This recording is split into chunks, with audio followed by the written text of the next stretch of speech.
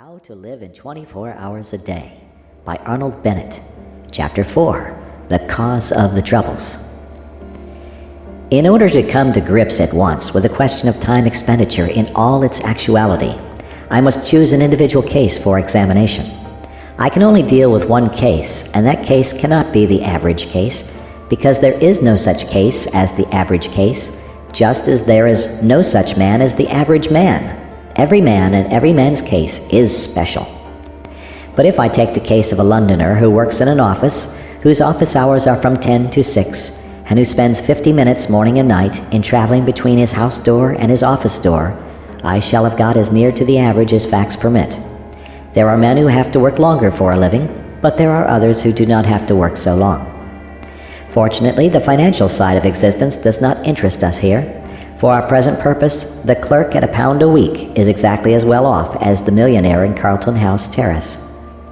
Now, the great and profound mistake which my typical man makes in regard to his day is a mistake of general attitude, a mistake which vitiates and weakens 2/3 of his energies and interests. In the majority of instances, he does not precisely feel a passion for his business. At best, he does not dislike it.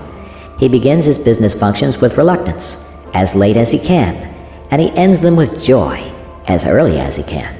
And his engines while he is engaged in his business are seldom at their full horsepower. I know that I shall be accused by angry readers of traducing the city worker, but I am pretty thoroughly acquainted with the city, and I stick to what I say. Yet in spite of all this, he persists in looking upon those hours from 10 to 6 as the day, to which the 10 hours preceding them and the 6 hours following them are nothing but a prologue and epilogue.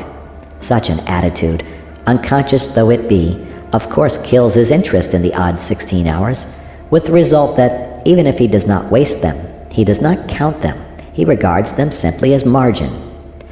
This general attitude is utterly illogical and unhealthy, since it formally gives the central prominence to a patch of time and a bunch of activities which the man's one idea is to get through and have done with.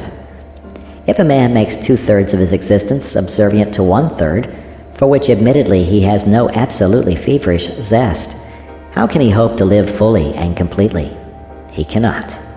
If my typical man wishes to live fully and completely, he must, in his mind, arrange a day within a day. And this inner day, a Chinese box in a larger Chinese box, must begin at 6 p.m. and end at 10 a.m.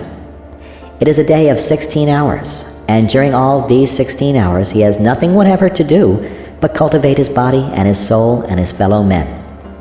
During those 16 hours, he is free. He is not a wage earner. He is not preoccupied with monetary cares. He is just as good as a man with a private income. This must be his attitude, and his attitude is all important.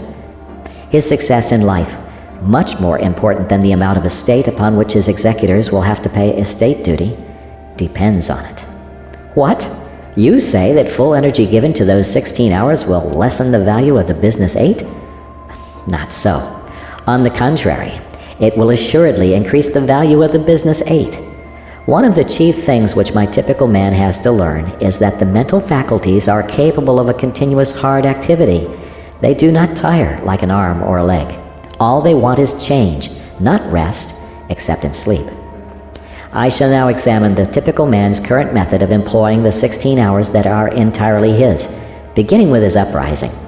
I will merely indicate things which he does and which I think he ought not to do, postponing my suggestions for planting the times when I shall have cleared, as a settler clears spaces in a forest.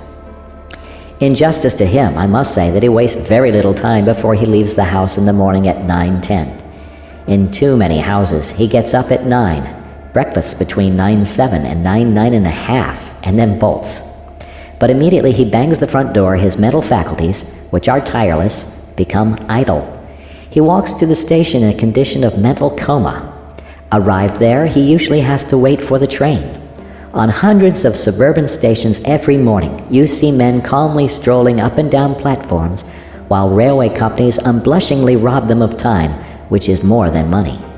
Hundreds of thousands of hours are thus lost every day, simply because my typical man thinks so little of time that it has never occurred to him to take quite easy precautions against the risk of its loss. He has a solid coin of time to spend every day. Call it a sovereign. He must get change for it, and in getting change he is content to lose heavily. Supposing that in selling him a ticket, the company said, "We will change your sovereign, but we shall charge you 3 halfpence for doing so." What would my typical man exclaim? Yet that is the equivalent of what the company does when it robs him of 5 minutes twice a day. You say I am dealing with minutiae. I am, and later on I will justify myself. Now will you kindly buy your paper and step onto the train?